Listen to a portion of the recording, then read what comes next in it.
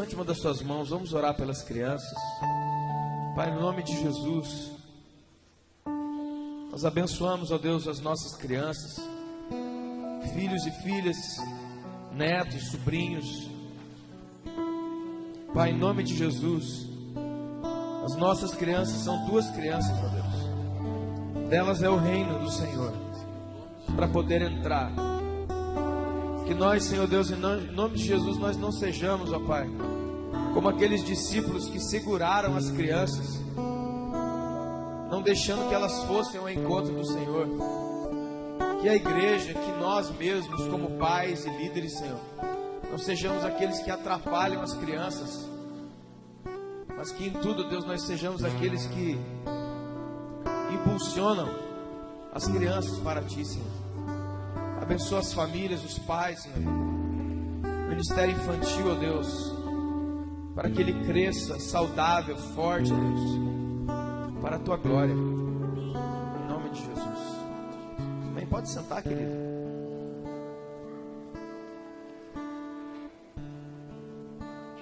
Amém?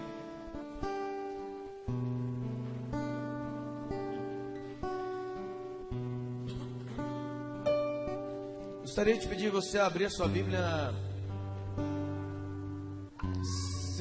segundo livro de Samuel, capítulo 23. 2 Samuel 23, amém?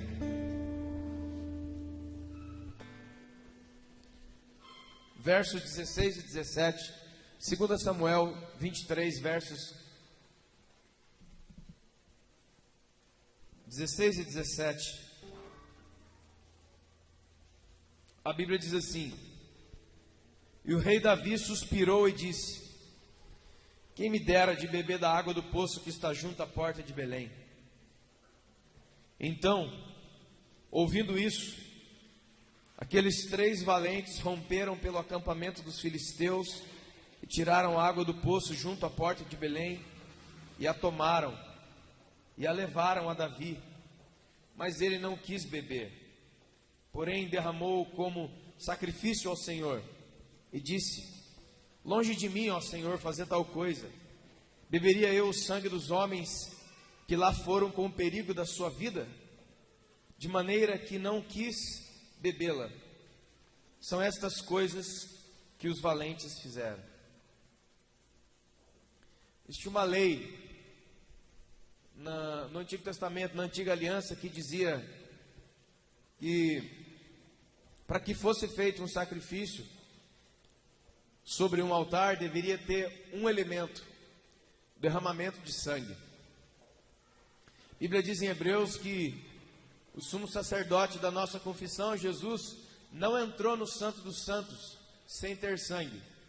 Quando Jesus derrama o sangue dele por nós, é para se sacrificar e Deus tomá-lo em sacrifício em nosso lugar. Aqui está Davi, num dos períodos vários onde o povo de Israel se encontrava em guerra, e aqui mais uma vez contra os filisteus, junto à região de Belém. E ele estava numa região cheia de cavernas, praticamente intocado ali. E Davi faz um tipo de sacrifício que não vale, um sacrifício que não poderia ser aceito. Por quê? Porque sobre um altar de sacrifício deveria ser derramado sangue. E Davi está um copo d'água na mão. Ele pega aquele copo d'água e oferece, em algumas versões está como libação. Libação é justamente o sacrifício de sangue. E ele oferece um copo d'água. Ele apresenta água e não sangue como sacrifício ao Senhor. E por que é que ele fez isso? Porque a água era para ele beber. É muito interessante esse negócio aqui, porque, embora seja uma passagem do Antigo Testamento, ela traz um princípio de vida, um princípio espiritual muito grande dentro dela. Davi estava lá com seus guerreiros e, no momento daquele, não se sabe qual, ele suspirou, ou seja, ele desejou e se lembrou que junto à porta de Belém existia uma fonte de água. Ele já tinha bebido dali, ele conhecia aquilo ali. Então ele se lembrou: nossa, vontade de beber aquela água lá. Como alguém talvez aqui hoje, em algum lugar, poderia, nossa, você lembra daquela comida que a gente comeu aquele dia, na casa da avó, naquele restaurante, em algum lugar? Você lembra do gosto, aquela coisa? É algo assim. O fato é que ele simplesmente suspirou e falou sobre essa água. Mas existiam 3 dos seus valentes que ouviram aquilo ali. É interessante que a Bíblia não manda Davi ninguém fazer nada. Davi não manda ninguém. Ele poderia chamar os seus valentes e dizer: você, você e você, vão lá e tragam para mim isso, isso, isso. Ele não manda ninguém fazer nada. Ele simplesmente, como diz assim, é uma palavra de um desejo do coração que escapa. A vontade de beber aquela água que tem no poço junto à porta de Belém. E aquelas pessoas amavam tanto Davi e eram tão fiéis a eles, que sem ordem nenhuma, eles irrompem, eles vão para dentro da onde estavam os filisteus, porque o exército filisteu estava lá fora. E eles passam, 3 deles passam pelo meio de todo o exército. Aí com certeza muita morte, muita luta para pegar um copo d'água. Isso na nossa cultura ocidental, nos nossos dias de hoje, não faz sentido nenhum. Se você fala isso com uma pessoa hoje, fala assim: cara, eles fizeram isso porque eles são bobo, eles são burro. Outros cristãos falam: sabe quando que eu vou fazer um negócio desse aí? Nunca, é ruim, lá. É porque a gente está muito fraco, muitas vezes, de princípios que ordenam o reino de Deus. Aqueles caras ouviram Davi falar, e alguém, um capitão, alguém poderia falar: Davi mandou? Não, nós vamos descer, porque nós ouvimos o nosso rei falando que quer tomar um copo d'água. Isso aí tem um nome, se chama honra. A honra é aquilo que está, entre tantas coisas. Honrar é dar, dignificar de uma maneira separada, é declarar a maior importância. Mas eu poderia falar para você que honra é algo que está um passo à frente da obediência, porque eles não foram mandados. Jesus falou sobre isso em Lucas capítulo 17. Ele falou assim: olha, se você faz só aquilo o que te é mandado, você é um servo inútil, porque você só faz aquilo que te é mandado. Não existia ordem, eles desceram, lutaram talvez a noite toda e voltaram com um copo d'água. Quando eles entregaram aquilo para Davi, Davi entendeu que aquela linguagem, que havia um valor tão gigantesco naquele copo d'água, que ele não ousou tomar o copo d'água. Ele percebeu que aquele copo d'água ali valia milhões, porque, como diz o ditado, uma vida vale mais que o mundo inteiro, e muitas vidas com certeza se perderam ali por causa de um copo d'água. Aquele copo d'água não estava carregado de água, ele estava carregado de honra. Então Davi não podia tomar, ele falou: não posso tomar isso, eu tenho que honrar, eu tenho que passar honra. E aí ele oferece água como sacrifício, porque aquela água ali, ela estava cheia de sangue, não dentro, mas ela era uma água sacrificial, porque talvez muitas pessoas perderam a vida por causa daquele copo d'água. Como eu disse, na nossa cultura, um copo d'água não tem valor nenhum. E talvez alguém pode dizer: mas essa é uma história do rei Davi, lá no Antigo Testamento, então tínhamos outras coisas. E eu vou te dizer, enquanto 3 valentes desceram ao arraial e fizeram uma luta ferrenha uma noite inteira, para trazer um copo d'água para o seu rei, Jesus em Mateus 25, ele fala assim: eu tive fome e você me deu de comer, eu tive e você me deu de beber. E alguém perguntaria, os discípulos: Senhor, quando é que nós fizemos isso? Quando você deu a um dos meus pequeninos, você deu para mim. Jesus é o rei dos reis, ele é o rei de Davi. Quando Davi pegou o copo d'água dos valentes, ele ofereceu como sacrifício a Jesus. Isso é repetido na nova aliança, quando Jesus fala assim, sabe, ele poderia, com certeza, Jesus poderia dizer em Mateus 25, sabe aquela história do rei Davi? E os discípulos, os apóstolos, sim, nós lembramos. Então, sabe como é que você faz para fazer exatamente como os valentes hoje? E alguém, não, dá um copo d'água daquele para um dos meus pequeninos, você vai estar dando para mim. O fato, irmãos, que Davi despejou aos olhos dos homens ali algo que não tinha valor, mas Deus mensurava o valor que estava dentro daquela copa d'água. É assim que tem que ser os nossos corações quando nós vamos nos mover para ofertar alguma coisa a Deus. Muitas pessoas ficam, vamos dizer assim na linguagem de hoje, ficam encanadas com essa coisa. Porque o verdadeiro valor de uma oferta não está no peso de quantas notas ou quanto é o valor que você pode pôr no envelope e trazer como oferta ao Senhor. Não é isso. É o que está por trás disso. O valor não está na quantidade de notas que você põe. O valor está no coração que você põe.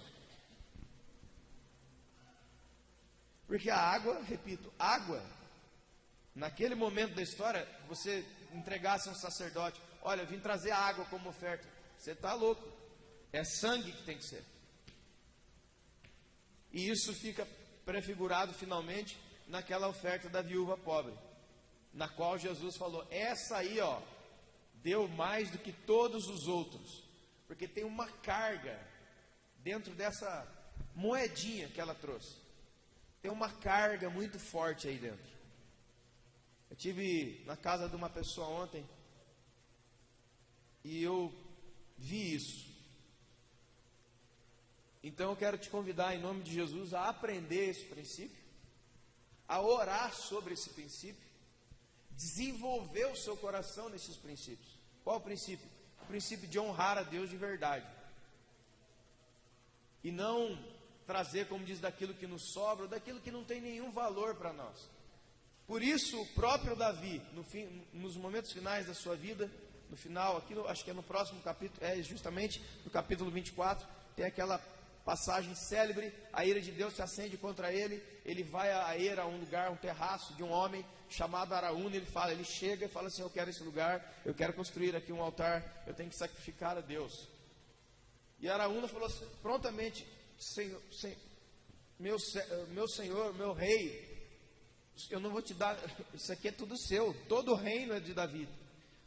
E Davi disse assim, não, quanto que custa isso aí? E Araúna, não custa nada, pelo amor de Deus, tu és o rei de Israel, todo o reinado é teu. Eu não posso oferecer a Deus algo que não tenha me custado nada. A lei da honra e da oferta, irmãos, está justamente aí. E nós precisamos aprender essas coisas, para que quando nós venhamos a fazer isso, nós realmente estejamos atingindo alguma coisa, realmente estejamos fazendo de verdade, e não somente um ritual que tem nesse culto, no outro. Irmãos, agora é a hora de aventar. Então as pessoas vão lá, pegam o dinheiro, totalmente sem propósito, eles não conseguem, é simplesmente um ofertório qualquer, e coloca ali um valor, e traz, e joga aqui, e já vai logo sentar e não sabe o que está fazendo. Quando você for ofertar hoje, agora nós vamos nos preparar para fazer isso. E todos os outros dias da sua vida, aqui ou em qualquer lugar, lembre-se disso. Cada oferta sua, principalmente nesses tempos que muitos têm vivido, tempos de dificuldade, cada oferta sua, ela tem que ser justamente como aqueles 3 valentes de Davi. Né? Muitas pessoas, eu ontem conversava com uma mulher, ela chorava, mas ela chorava. Uma senhora de 60 anos. Numa casa, irmãos, uma casa assim, parece aquela música, era uma casa muito engraçada, não tinha teto, não tinha nada, era exatamente esse lugar. Ontem nós estávamos falando do discipulado, um nível de pobreza e de miséria terrível de se ver, terrível. E eu não conseguia compreender, porque no meu coração, quando eu saí daqui da frente da igreja, e fui até a casa dessa irmã que eu conheço há mais de 15 anos, é uma senhora de 60 anos, e me deparei com aquela cena horrível, dantesca mesmo, automaticamente entra na minha mente a seguinte coisa: como é que eu farei para ajudar essa irmã? Que está na palavra. Como é que eu vou fazer? Para quem que eu vou ligar? Como é que eu vou eu tenho que fazer alguma coisa. Mas pro meu espanto, e eu não conseguia entender isso, a todo momento que ela abria a boca, em todo momento que eu falava, eu perguntava: irmã, então, como é que nós vamos fazer para ajudar a senhora? Até o teto da casa está caindo, é terrível. Mas em todo momento que ela falava, ela se colocava numa contraposição total, porque enquanto eu via aquela extrema pobreza, dificuldade extrema, toda hora que ela falava, pastor, por favor, ore por mim, vê se tem alguém que pode arrumar um emprego para mim, porque eu preciso trabalhar. Ela tem 60 anos. Ele falou: amém, irmã, então, mas vamos ver como é que a gente faz para ajudar a senhora. Então, porque eu preciso trabalhar, sabe por quê? Porque não importa, é difícil para mim, porque não importa o que eu estou passando, eu quero ofertar. Ela falou assim: eu queria oferecer um café para você aqui agora, eu não tenho café para te dar, eu não tenho. Aí ela começou a chorar, falou: você não tem nenhuma água do filtro, porque não tem filtro, só tem esse cano, e também cortaram a água, e estou pegando a água de balde da casa da... Mas toda hora que ela falava, assim: não, eu quero arrumar um emprego, porque a primeira coisa que eu vou fazer, eu vou ofertar. Essas coisas não entram na minha cabeça, mas naquela hora ali, Deus falou no meu coração: ela é como um dos meus valentes, porque tem que ser muito valente, irmão. Tem que ser muito valente, para você estar numa situação como aquela senhora, mulher de Deus.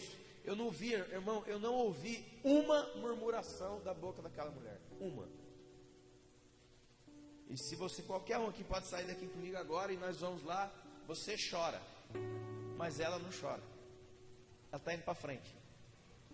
Então Deus falou assim: está vendo essa mulher? Ela é como um dos valentes de Davi. Eu lembrei dessa passagem, até a Renata ministrou esses dias sobre isso. Eu gostaria que você fechasse os seus olhos. Antes de nós prepararmos uma oferta em dinheiro, eu queria te convidar a preparar o seu coração a Deus. Eu tenho pregado e falado aqui que precisa vir muito mais valor dentro desses envelopes. E o valor é aquela carga de dignidade, de razão, de porquê que deve vir junto. Não somente uma nota de dinheiro no valor tal que todos entendem que é para o sustento da obra, do prédio, os avanços ministeriais que nós queremos fazer. E muitas vezes não podemos por questões financeiras, mas isso está na mão do Senhor. Eu quero falar para você em nome de Jesus. Pai Santo, é verdade, Deus, existem muitos que não dobraram os seus joelhos, muitos. Eles estão por aí, ó Deus, como diz a Tua palavra, homens e mulheres dos quais o mundo não era digno. Eles são inexplicáveis aos nossos olhos, Senhor. Eles são fortes, eles tiram força da fraqueza. Pai, no nome de Jesus, nessa noite, e todas as outras a partir dessa, aqui ou em qualquer lugar, nos ensina o real valor das ofertas. Não é um dinheiro lançado no envelope, lançado a alguém para algum lugar. É algo espiritual, é algo que pode atingir níveis espirituais, mudar situações. Eu sei, Deus, que o próprio diabo e os homens têm deturpado, têm sujado as águas da verdade, Deus, a respeito disso. Mas, Senhor, nessa noite, em nome de Jesus, nos ensina novamente a ofertar, Senhor. Nos ensina, Deus, a colocar o nosso coração no gasofilaço. Tua palavra diz que o Senhor estava sentado ali vendo como as pessoas faziam, e não quanto. Porque a quantidade, ó Deus, só irá aumentar, Pai, a hora que o nosso amor e a nossa confiança aumentar junto. Porque senão toda oferta é um peso, toda oferta é algo desagradável, toda oferta nós nos sentimos lesados, e isso não é verdade, Senhor. O Senhor é bom, o Senhor é dono de tudo, e tem nos dado, ó Deus, inimaginavelmente mais daquilo que pedimos e pensamos. Abençoa, Deus, a Petra, Senhor. Abençoa as igrejas de Pindamonhangaba. Abençoa a Tua igreja no Brasil, Senhor. Abençoa a Tua igreja, para que nós voltemos, ó Deus, a ofertar de verdade. Não lançar um dinheiro não transformar um gasofilácio num caça-níqueis, Senhor, mas em nome de Jesus, sermos instruídos em princípios do reino do Senhor e sermos alegres em fazer, porque o Senhor ama quem dá com alegria. Em nome de Jesus, nós possamos ofertar nessa noite muito mais do que um passo qualquer, uma coisa mesquinha ou pequena, mas que a grandiosidade esteja na atitude do coração. Em nome de Jesus, sai do seu lugar, traga a sua oferta em nome de Jesus. Você pode depositar aqui a sua oferta.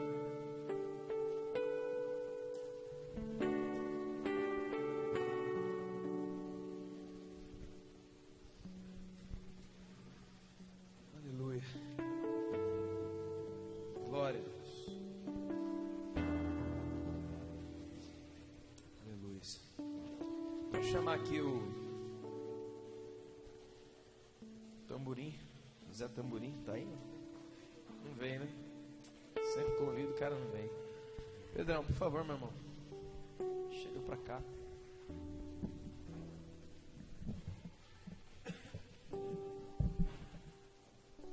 Amém. Queria convidar a igreja a se colocar de pé, amém? Em nome de Jesus.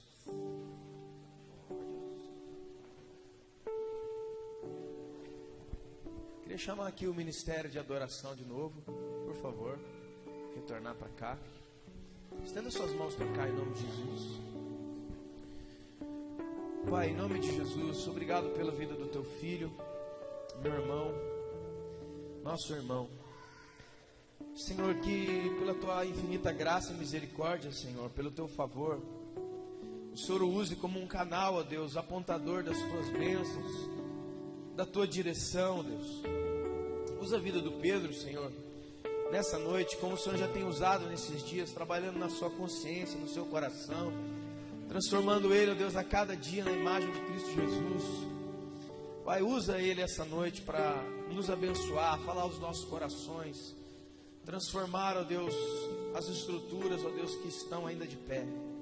Em nome de Jesus, ó Pai, que toda autoridade esteja sobre ele, ó Deus, ele se sinta em casa, na casa do Pai dele, entre a família dele. Em nome de Jesus. Amém.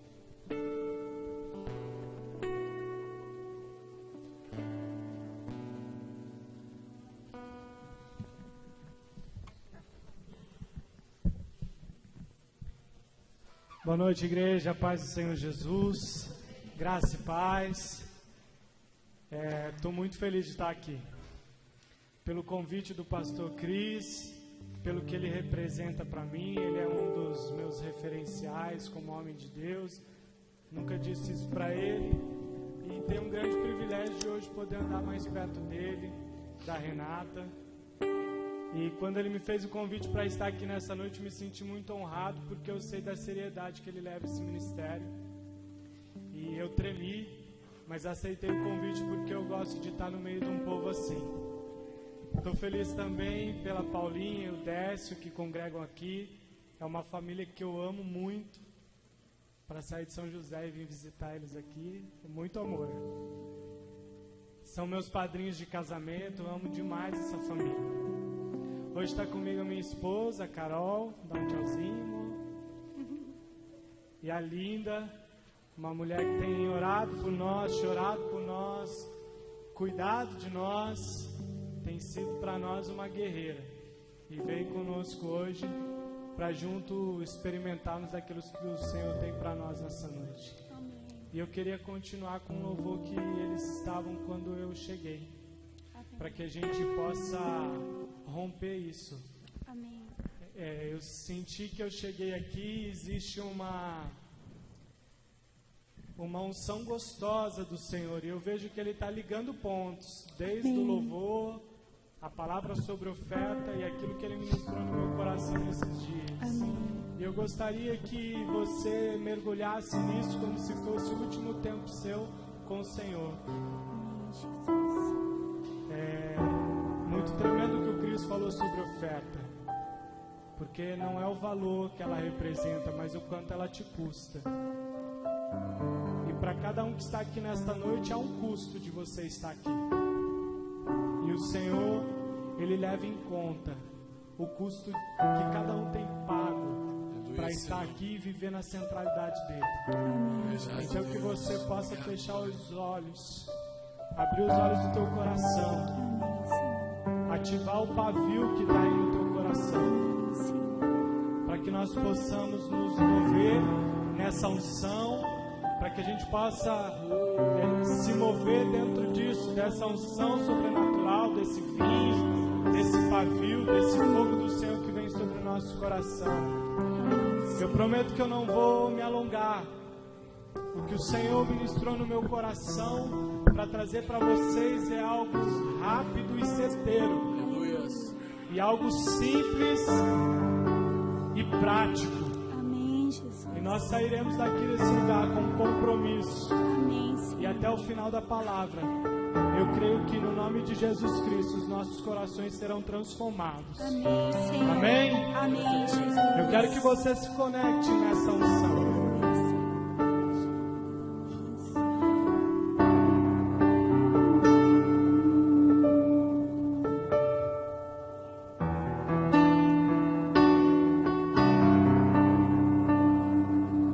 Meu coração é um pavio, e teu amor é chama, e eu vou queimar por ti. Que isso seja uma verdade saindo dos teus lábios. Meu coração é um pavio, e teu amor é chama, e eu vou queimar por ti. Meu coração é um pavio, e o teu amor é chama, e eu vou queimar por ti. Nossos corações comecem a pegar fogo agora. Meu coração Em nome é de um Jesus. pavio, Pai, eu não sei como os meus irmãos teu chegaram aqui nessa amor noite, é mas eu oro, Senhor, chama, para que os nossos e eu corações vou sejam tocados queimar pelo fogo do Senhor, no por nome de ti. Jesus, para que possamos queimar por amor a Ti, por amor à Tua palavra, por amor, Meu Senhor, ao Teu amor Evangelho, maior, por amor, Senhor, ao vinho que minha desce fortaleza. diretamente do Teu trono, nos embriaga, Senhor, Não nesta tem noite, outro bem além para que a gente de possa ti, perder, Senhor, Jesus. a rédea da nossa vida e entregá-las a Ti, Senhor. Tu és o nosso amor maior, Minha fortaleza. Tu és a nossa fortaleza, Senhor, é isso que nós declaramos. Não tem outro bem além de ti. Meu coração é um pavio, Isso seja e verdade. o teu amor é chama, e eu vou queimar por ti. Meu coração é um pavio, e o teu amor é chama, e eu vou queimar por ti. Jesus, Declara esse nome. meu amor maior, minha fortaleza. Não tenho outro bem além de ti, Jesus. Meu amor maior, minha fortaleza. Não tenho outro bem além de ti. Queridos, as 7 parábolas que Jesus ensinou às margens do mar da Galileia é uma coleção das mais ricas parábolas que contém nos evangelhos. Hoje eu quero compartilhar com vocês a primeira parábola que Jesus fala para aquela multidão. E eu gostaria que você, junto comigo, viajasse para este lugar, porque o cenário onde isso acontece é um lugar magnífico. Jesus sai da casa dele em Cafarnaum e ele vai se assentar às margens do mar da Galileia. Quando ele chega naquele lugar está tomado por uma multidão, e a multidão se espremia, a multidão queria estar perto dele. A multidão estava na praia, debaixo do sol. Jesus pega um barco de pesca como seu púlpito e usa as águas azuis do mar da Galileia como um amplificador natural de sua voz. E ali ele começa a ensinar aquele povo. E assim como ele estava naquele momento ensinando aquele povo, eu creio que o Senhor está aqui nesta noite nos ensinando acerca de princípios e da magnitude do reino dele. E Jesus naquela parábola começa a falar sobre as coisas poderosas do reino. As parábolas de Jesus, elas nos apontam para os princípios do reino de Deus. Elas nos apontam para o poder que há no reino de Deus e para a magnitude do reino de Deus. E Jesus se vira para aquele povo aglomerado naquela areia e começa a falar com aquele povo. E Jesus utiliza de parábolas. E nas parábolas de Jesus estão contidos alguns segredos que só aqueles que andavam com Jesus conseguiam discernir. É por isso que muitas vezes ninguém entendia o que Jesus estava falando nas parábolas. O louvor pode sentar, né? Só fica o irmão do teclado aqui. É sempre assim, né? O baterista nunca fica, né, fazendo um fundo para a palavra. E Jesus está ali falando para aquele povo sobre as coisas do reino. E ele usa parábolas, ele usa associação. Essa primeira parábola que Jesus fala é uma das parábolas que ele mais explica o que ele quer dizer. E eu gostaria que você abrisse em Mateus, no capítulo 13. Jesus, ele se apropria do método de parábolas. E nessa parábola nós vamos encontrar 3 elementos. Eu gostaria que vocês repetissem isso comigo: o semeador, a semente e a terra. Queridos, esses são os 3 elementos principais dentro dessa parábola: o semeador, a semente e a terra, o solo. Mateus 13, a partir do versículo 1 até o 9. Naquele mesmo dia, saindo Jesus de casa, assentou-se à beira-mar, e grandes multidões se reuniam perto dele, de modo que entrou num barco e se assentou, e toda a multidão estava em pé na praia.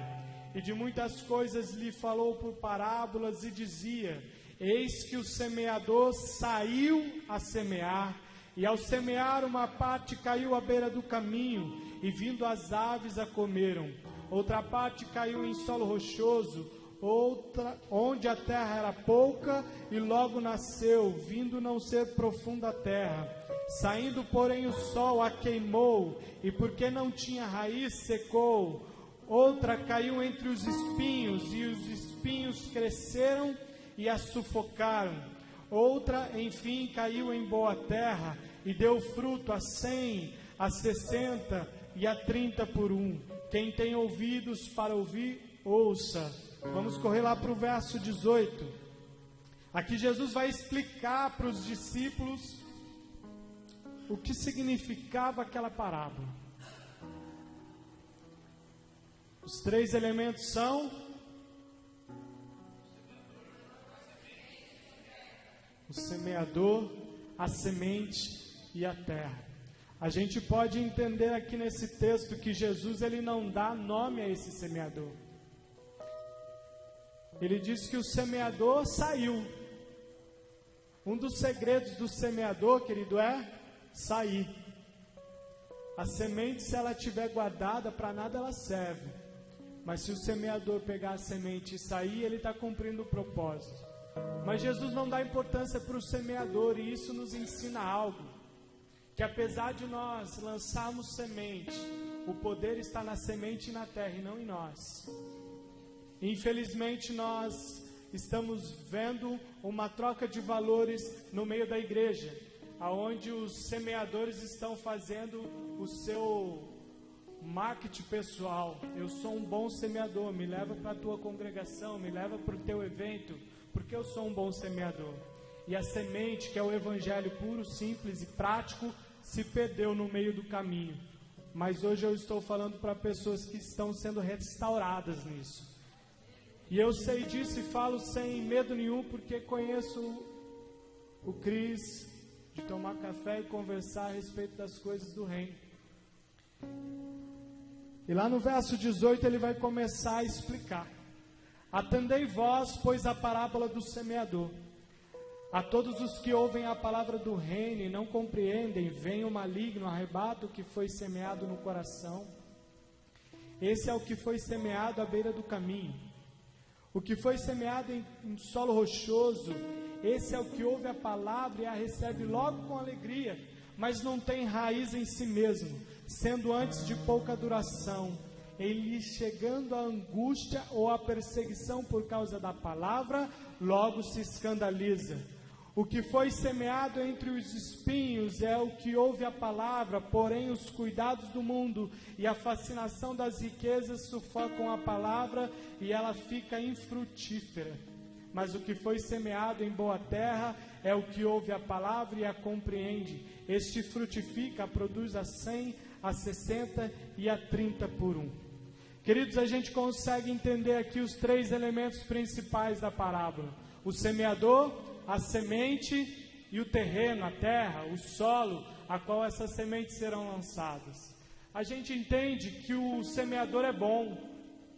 Alguns estudiosos dizem que Jesus está falando dele mesmo, que ele é esse semeador que está lançando a semente.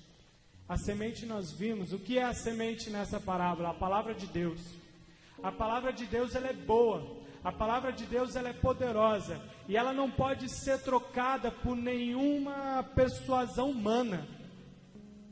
Nós não podemos trocar a palavra de Deus e nem a glória de Deus por persuasão humana.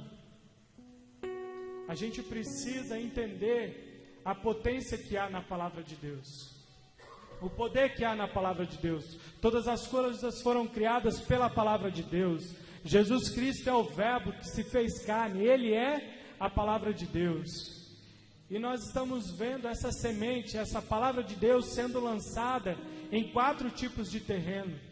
O primeiro terreno que nós vemos é um terreno que está onde a semente cai à margem do caminho. E esse terreno, querido, sou eu e é você. Quando nós cantávamos aqui sobre vinho novo, nós precisamos entender que o vinho novo, ele é ótimo, mas o que determina se ele vai cumprir o propósito é o recipiente. A semente, ela é boa, mas o que determina a potência, o que determina o sucesso dessa semente é aonde ela vai cair. E nós encontramos dentro da igreja, dentro do reino de Deus, pessoas frustradas porque não conseguem enxergar o fruto. E os olhos dessas pessoas estão no fruto. Deus, eu vou para a igreja e eu não consigo ser abençoado. E eu quero tratar com você, querido, a respeito de como está o teu coração, como está esse terreno que está aí dentro, como você tem recebido as sementes que deste púlpito são lançadas para você, ou coisas que Deus tem ministrado no seu coração, através de sonhos, através de revelações na sua casa, em tempos de oração. Eu quero te convidar a refletir a respeito de como está a terra do seu coração.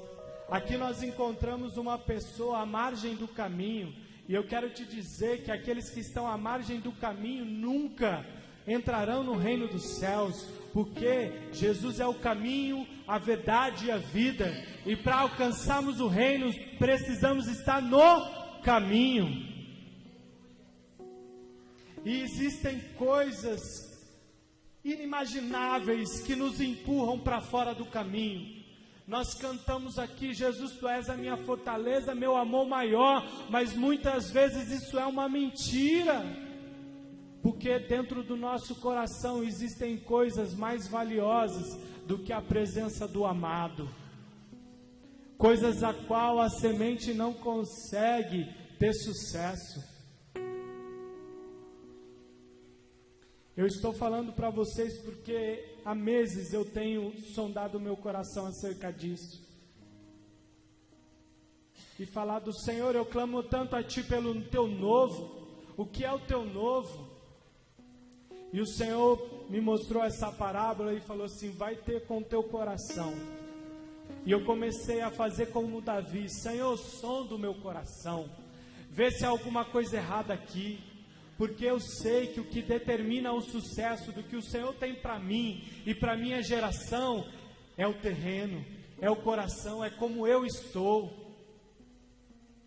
E eu gostaria que você refletisse nessa noite como nunca antes, como está o teu coração. Porque se você não tratar o seu coração, ser radical com você mesmo, você vai continuar a viver uma vida que você sempre viveu. Um outro terreno é o solo rochoso. Diz que a semente caiu nesse solo e ela não conseguiu profundidade no solo, porque o solo estava rochoso. O Senhor começou a ministrar no meu coração entulhos, coisas que eu guardei, de palavras que foram lançadas na minha vida, que me magoaram e viraram pedras. E eu vi que em algumas áreas, principalmente dentro da igreja, o meu coração estava se fechando. Eu já não acreditava em algumas pessoas. E isso, queridos, são entulhos. Acredite nas pessoas, porque assim como você mudou, essas pessoas também podem mudar. Porque o sacrifício da cruz não foi em vão. Se aqueles valentes buscaram água para Davi, Jesus foi buscar água para mim e para você na cruz do Calvário. E Davi era rei. Nós podemos dizer que Davi merecia tal água, mas nós não merecíamos. Nós merecíamos a morte. E Jesus falou: eu vou sedentar o sedento, vou alimentar o faminto. E Ele fez isso pagando um preço alto na cruz. Custou a vida do Messias, custou a vida do Cordeiro. Eu e você fomos comprados com o preço de sangue. Se temos acesso à água da vida, foi porque Jesus foi buscá-la para nós, como fez com a mulher samaritana: beba de mim que você nunca mais vai ter sede. Só que os entulhos taparam as fontes do nosso coração. A Bíblia diz que do nosso coração estão as fontes da vida, mas o nosso coração muitas vezes está com as fontes tapadas. Um monte de entulho, um monte de lixo.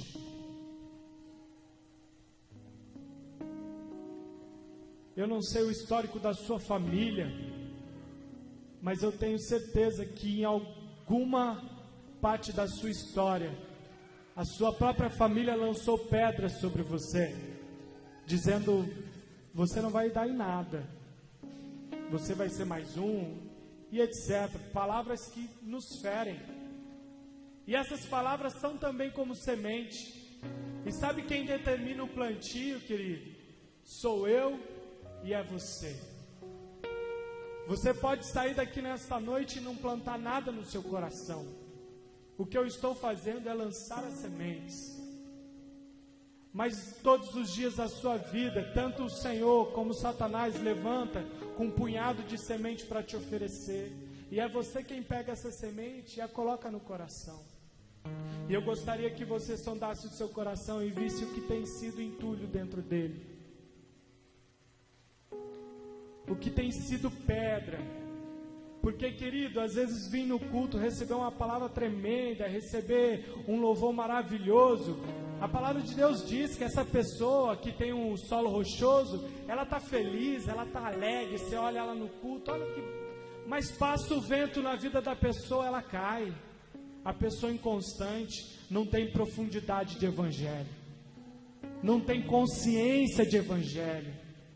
Por que você se converteu, querido? Por que você aceitou Jesus? Porque me levaram na igreja evangélica. Você reproduz só o que o seu pastor fala, você já não tem convicção, você não tem as suas convicções da palavra de Deus. Se a igreja brasileira for perseguida, muitas pessoas não saberão o que fazer. Se vierem pregar outro evangelho, vão aceitar, e a gente vê isso. Então, querido, você precisa tirar os entulhos do teu coração, para que a semente, a palavra de Deus, encontre profundidade dentro de você, e a profundidade só é alcançada através da palavra. A palavra diz que o Senhor, a palavra de Deus é como um martelo que esmiuça a pedra. Se existem corações aqui com solo rochoso, eu quero dizer que essa palavra vai entrar como um martelo, esmiuçando essas pedras, para que você saia daqui nesta noite com uma consciência de que você precisa de profundidade de evangelho. De profundidade de evangelho. Um outro tipo de solo fala do solo espinhento e com ervas daninhas. Fala de um solo que foi visitado pelo inimigo, e o inimigo plantou ali as suas ervas, plantou ali os seus espinhos, e a palavra de Deus começa a crescer junto, e todo o nutriente da sua vida espiritual, ao invés de ir para a palavra de Deus, ela vai para essas ervas. Pessoas que murmuram, pessoas cheias de orgulho. O Senhor começou a me mostrar, queridos, alguns espinhos do meu coração, que eu já havia me acostumado com eles. E de uma forma inconsciente eu achava esses espinhos bonitos. Eles protegiam o meu coração. Eu vivia armado em algumas áreas da minha vida. Então, se você viesse falar a respeito de algumas coisas, eu parecia um espinho. Eu me armava na hora. E isso é obra de Satanás no nosso coração.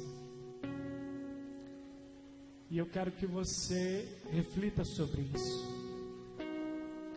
Nós não podemos ter um coração habitado pelas sementes de Deus e pelas sementes de Satanás. Nós precisamos ser uma igreja pura, uma igreja que recebe a palavra de Deus e começa a frutificar. Querido, se você pegar uma pessoa faminta e você pegar um agricultor e você der uma fruta para o faminto e uma fruta para esse agricultor, esse faminto vai comer essa fruta desesperadamente e vai jogar fora o restante. Esse agricultor, ele vai comer desse fruto, mas ele vai guardar a semente. Você está entendendo que a bênção não está no fruto, mas a bênção está na semente? Quando Deus fala para Abraão: Abraão, eu vou te abençoar, Ele estava determinando para Abraão um trabalho. Às vezes a gente fala: Deus me abençoa, e a gente não tem consciência do que é ser abençoado por Deus. Querido, se você recebe um copo d'água e você bebe essa água completa, você não foi abençoado, você só matou a sua sede. Você é abençoado quando você compartilha essa água. Você não é abençoado só quando você come o fruto. Você é abençoado quando você se alimenta do fruto e você planta a semente, porque aquilo se multiplica para gerações e gerações. E a gente entende isso quando a gente vai olhar para o quarto terreno, que fala que é a semente que caiu na boa terra. É aquele que ouve a palavra de Deus, a compreende, ele aprende a palavra de Deus. Ele não é mais um repetidor que só fala o que ouviu.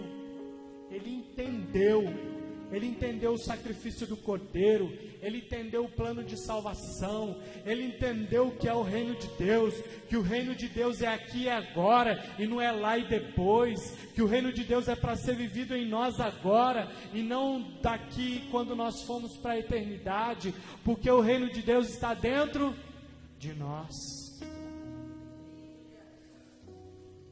O reino de Deus está dentro de nós. E eu sei que nessa noite existem corações aqui que são como essa boa terra. E querido, não se desespere com o tempo. Deus trabalha com processos e ciclos. Você precisa arar a terra, você precisa limpar a terra, você precisa abrir as fontes, a terra precisa de água. Existe um processo minucioso para que o fruto seja bom. E a gente quer tudo rapidamente. Eu estou dentro desse processo. Eu e a minha esposa, nós orávamos para arrancar isso do nosso coração. A gente compartilhou um pouco com o Décio, com o Cris, a respeito desse processo. A gente chamava esse processo de desintoxicação. E às vezes nós recebíamos convites, vem para cá, vamos... E a gente falava, não, a gente está se desintoxicando. Existem coisas no nosso coração que precisam sair daqui.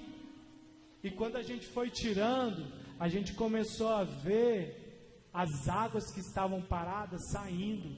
E as primeiras águas, elas foram sujas. Vocês já viram uma fonte quando ela brota? A primeira água é suja. Depois ela vai limpando. Então, querido, entra dentro desse processo de trabalhar a terra do seu coração. As primeiras águas que vão sair são águas amargas, mas depois elas vão embora e vai vir a água doce do Senhor, para regar a terra seca do nosso coração, para que a boa semente do Senhor encontre um terreno bom e agradável, para que ela possa criar raízes, crescer. O legal disso é que quando a árvore cresce, ela cria os seus galhos, e ela começa a dar fruto. Querido, você não vai precisar fazer muita força para falar do Evangelho. E eu tenho experimentado isso. Eu trabalho num shopping junto com a minha esposa. E no balcão, atendendo de uma forma sem forçar. A gente não força para ficar sendo crente chato. Você conhece Jesus? A gente atende bem. E dentro desse atendimento a gente começa a apresentar os frutos. Porque você já viu o vizinho que tem um pé de goiabeira? E quando o pé de goiabeira atravessa o muro, você vai e come do fruto dele. Vai ser assim com o seu coração. As árvores que o Senhor tem dentro de você, elas vão crescer tanto, e os galhos vão ultrapassar a sua vida. É isso que fala sobre transbordar. A pessoa que está do seu lado vai enxergar o fruto e você não vai precisar se esforçar tanto. A nossa força está em preparar o terreno. Depois que cresce e dá fruto, meu irmão, é 1000 maravilhas. Mas até chegar nesse lugar, nós precisamos batalhar. E eu gostaria que você se colocasse em pé, para que a gente fizesse algo prático, para que a gente tivesse um tempo de oração. Mateus capítulo 3, versículo 10 diz que o machado está posto à raiz das árvores, e toda árvore que não dá bom fruto, essa será cortada e lançada no fogo. A Bíblia diz que toda árvore que não foi o meu Pai quem plantou, Jesus fala, toda árvore que não foi plantada pelo meu Pai, essa será arrancada. E essa será lançada no fogo. E é isso que eu quero profetizar sobre a sua vida. Que tudo aquilo que está no seu coração, que não foi Deus quem plantou, nessa noite será arrancado no nome de Jesus. Porque o seu coração não é morada de demônios. O seu coração não é depósito de lixo. O seu coração não é lugar de entulho. O seu coração é um pavio. E a chama do Senhor vai te acender. Para que nós possamos, queridos, ser diferentes.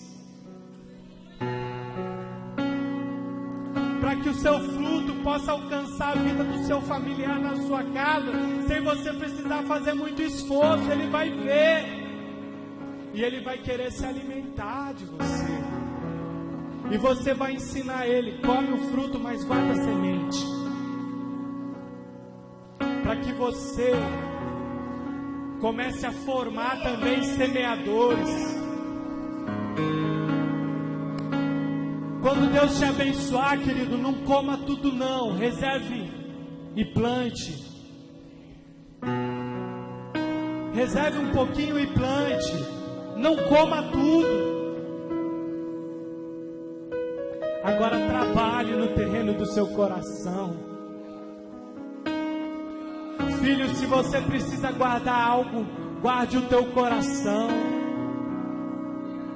Faça uma pesquisa, querido, sobre todas as vezes que a palavra de Deus trata com o coração do homem, e você vai ver a preciosidade que é o teu coração. Deus não fala para você guardar a sua casa, Ele não fala para você guardar os seus bens, Ele não fala para você guardar nada, Ele fala: guarda o teu coração, porque dele procedem as fontes da vida.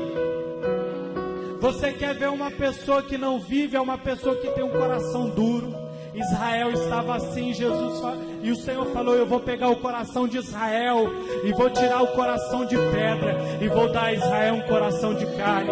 Sabe quem é o coração de carne que Jesus está falando? Somos nós, igreja do Senhor, Israel de Cristo. Às vezes nós buscamos somente Jesus, porque Jesus é bom, Jesus é maravilhoso, Jesus é lindo, e nós esquecemos que Jesus é o Cristo. Só que nós não queremos o Cristo, nós só queremos o Jesus. Está na hora de nós buscarmos o Cristo, que padeceu em dores. E querido, uma das coisas que mais dói é tratar o coração.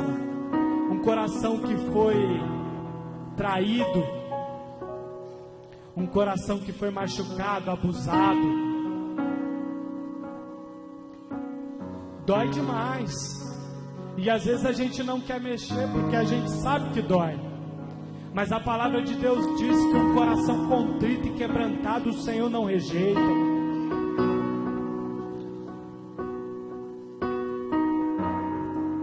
É tempo de nós termos esse coração. Porque o Senhor fala assim: deixe vir as minhas criancinhas, porque dela é o reino dos céus. Porque duas crianças podem brigar no parquinho, mas meia hora depois ela está falando: esse é meu amiguinho, esse é meu amiguinho. Agora nós brigamos dentro da igreja por discussões fúteis, e aquela pessoa já não vale mais nada para nós. Libere essas pessoas hoje, querido. Libere perdão para quem você tem que liberar hoje. Você pode sair daqui com o seu coração da mesma forma que entrou, mas você pode sair daqui com o coração totalmente transformado. A decisão é sua. Deuteronômio diz: coloquei diante de ti a vida e a morte, a bênção e a maldição. Agora você decide. Está em tuas mãos, querido. Está em tuas mãos.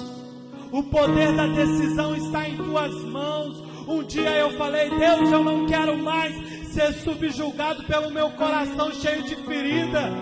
E eu fui tratar essas coisas, e fazem 2 anos, queridos, que eu trato isso dentro do meu coração. E eu estar aqui hoje num púlpito falando da palavra de Deus é um fruto de muito choro, de muito pranto.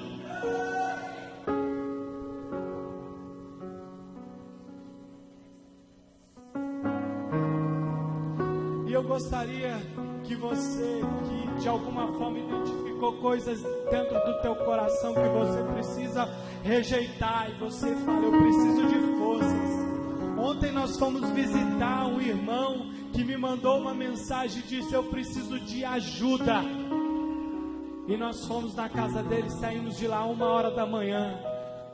Nós entramos e encontramos uma pessoa fria, machucada, que há 2 meses não consegue ouvir a palavra crente, não consegue ouvir igreja, e nós entramos, lavamos os pés, oramos e saímos de lá com essa pessoa chorando de alegria, abraçado com a família. Seja humilde o bastante para dizer: eu preciso de ajuda. Não queira resolver sozinho. Eu gostaria que você viesse aqui na frente, para a gente orar como família, um ajudando o outro.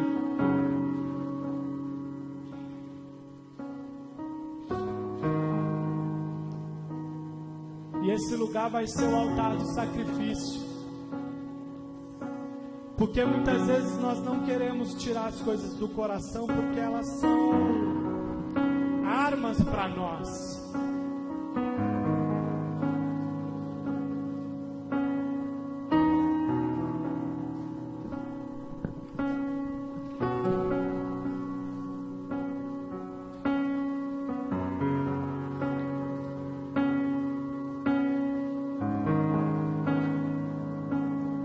Os anjos do Senhor estão aqui nesta noite, entregando para nós os machados, para cortarmos as raízes que não foi Deus quem plantou. O Senhor está nos entregando as espadas para cortar tudo aquilo que está no nosso coração que não é dele. O Senhor nos entrega a pá, a enxada, para tirarmos os entulhos do nosso coração e ararmos a terra.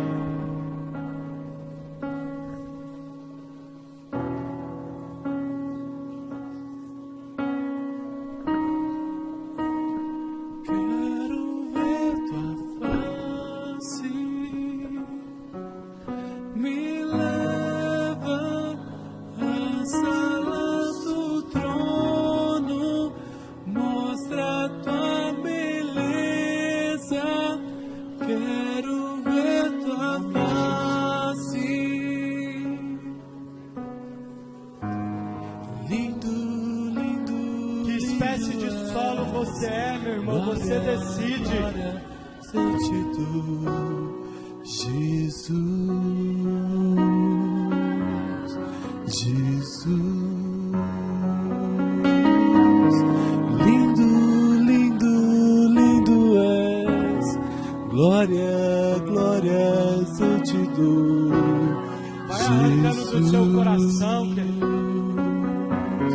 Jesus, lindo, lindo, lindo és. Glória, glórias eu te dou. Jesus, Jesus.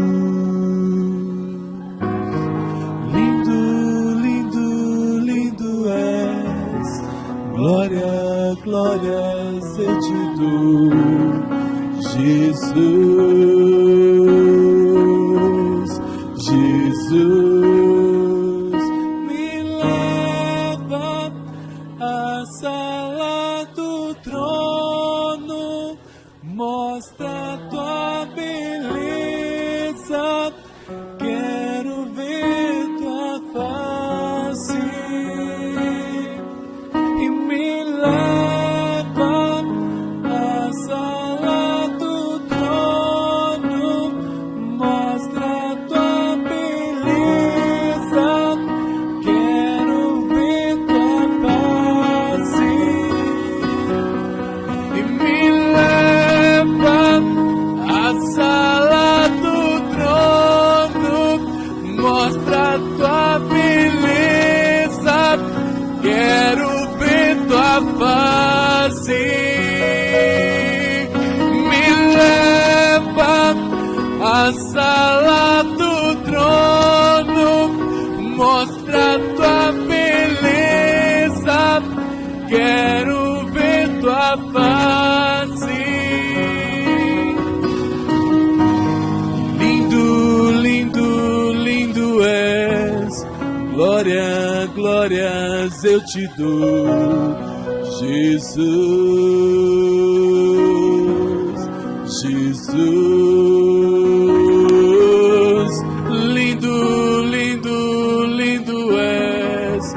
glórias, glórias eu te dou, Jesus, Jesus, lindo, lindo, lindo és, glórias, glórias eu te dou, Jesus, Jesus, lindo, lindo, lindo és, glória, glórias eu te dou, Jesus, Jesus, me leva à sala do trono, mostra tua beleza, quero ver tua face,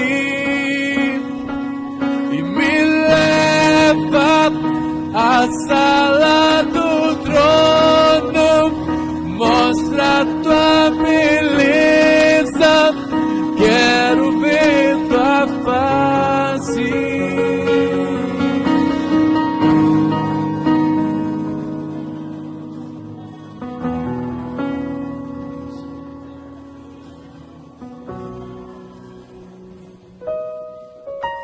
Senhor, em nome de Jesus, vem com águas novas, Senhor. Águas que saram, que limpam, ó Deus. Como teu filho falou, Deus, as primeiras águas são turvas e amargas, mas que, ó Deus, o jorrar dessa fonte seja poderoso nessa hora, em nome de Jesus, para não somente desobstruir, ó Deus, mas arrancar toda a sujidade, Senhor, em nome de Jesus.